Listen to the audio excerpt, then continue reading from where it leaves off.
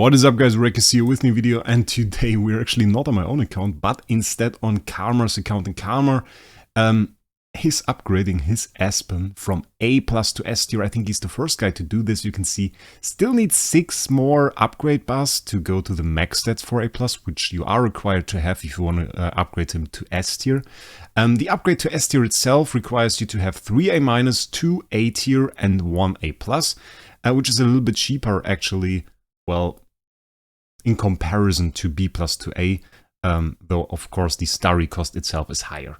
So first he bought 3 A-, not in the most cost efficient manner. He just bought the 3 A- copies that had the lowest buyout price at that moment. With a little bit more patience, he could probably gotten that a little bit cheaper.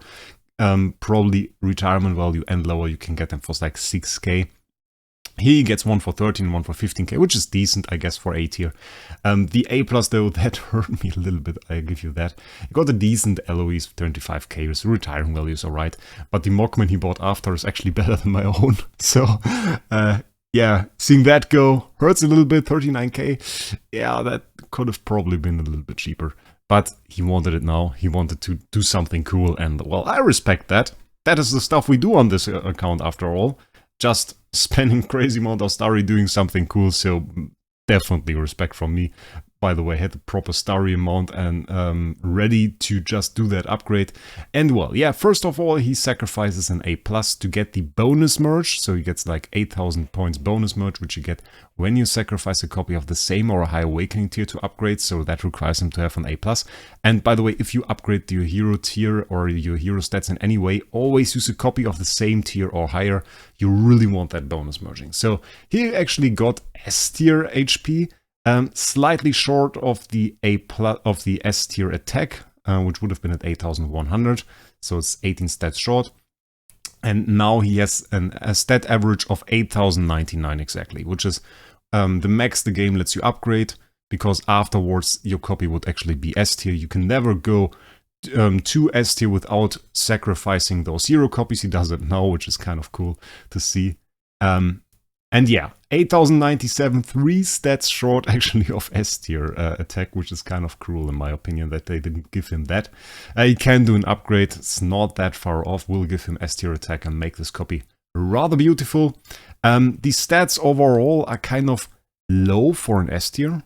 And you can see it's kind of hard to upgrade there. If you need 2,400 for 1 bar, there are 28 bars to go. You get 28 points, and beyond that you don't even get a whole lot of stats per bar, which we'll see in a second.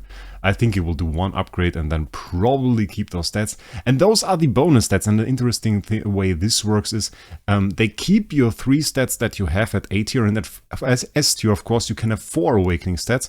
So they just keep those 3 stats and give you a random 4 stats, which in that case was damage reduction. So that, I think, is pretty cool. I mean, you will still re-roll it, but it reserves your roll a little bit. And I mean, you will probably have like still pretty decent stats. Karma here has it definitely. He has some damage reduction there, probably doesn't want that 3 damage stats, but for now he has like his 3 decent stats, which will keep him at the same damage. You don't really need to save up hammers to immediately re-roll your copy after you didn't done an upgrade like that, because your roll will still be decent if you had the decent roll before, that is. So let's take a look here.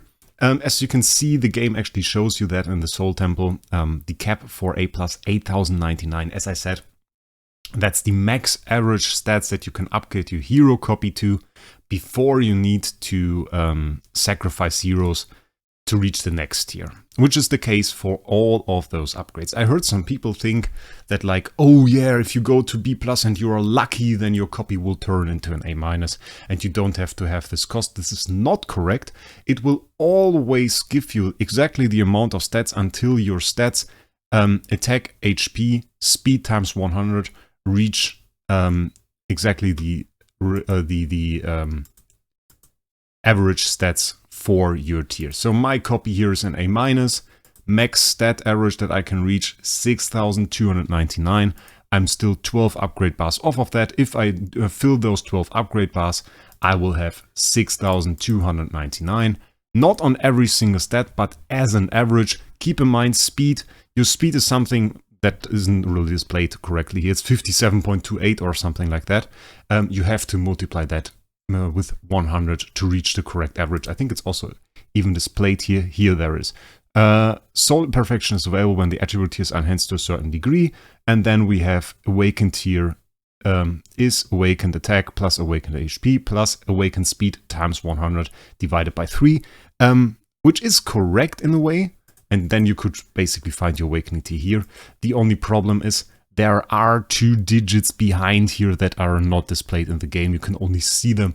If you scroll back a little bit in this video, actually when Karma did an upgrade, he can see that the correct speed for his hero, then those 2 digits are displayed and then you could calculate it. But keep that in mind. So when is this worth it? I would say in an average scenario it isn't. Like when I look at my heroes right now and we can sort them by Awakened here, we can see, well, there are some A+ that I have. I don't have a lot, I have 2. I have this Ferric Investor, which is actually just barely A+. And I would need to fill 20 bars actually to get her to max and get her to the point where I can upgrade her. But the thing is, I would need to sacrifice enough copies to reach actually the full stats for her current A+ state. In Karma's case, 1 A+ was enough. In my case, I would need way more. Roughly, I mean, it's 20 bars. The last bar is actually a little bit shorter. So it would be somewhere between 24,000 and a little bit lower.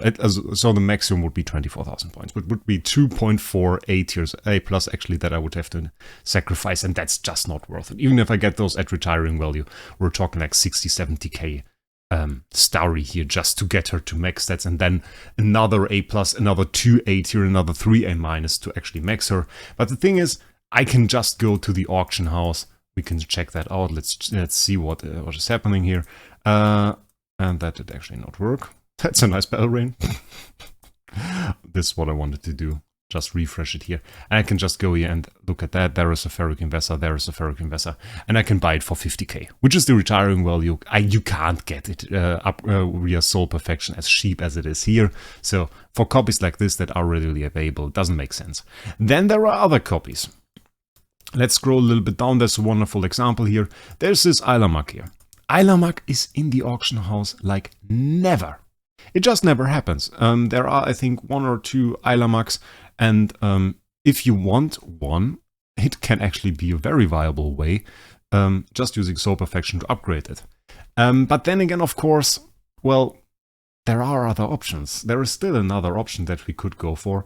And if you saw what Karma basically spent, he just spent 120k Starry plus another probably 40k, 50k, I would guess at least, for the LFA that he had before and that he upgraded. We're talking like 170k Starry. Let's subtract a little bit because he was a little bit inefficient with it. 140k? 140k overall? Well, at that point, there is Soul Awakening Session. You can go into Soul Awakening Session, and that has an added cost. I mean, you will spend a lot to keep up with those guys. To get an ST, you will need to place top 6, where... Bloody hell, that damn whale! Look at that guy! He's also there. Well, then never mind, I guess. Nah, let's be real. Karma is now creating content again, and I knew he would be there. So, he's actually streaming in about 15 minutes. And I will link his channel, by the way, in the description, so you can check that out, but he's there as well. He's actually starting with comeback. He was gone from the game for a little bit, and now he's starting a comeback. The only thing that we still have to change, obviously, at this point, he kind of has the wrong clan tag. I mean, that's not alright. He needs to have Omega Project there.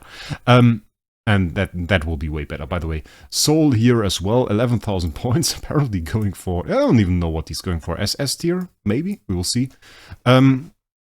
But yeah, you can of course summon here, and if you have the copies, that is a way to go.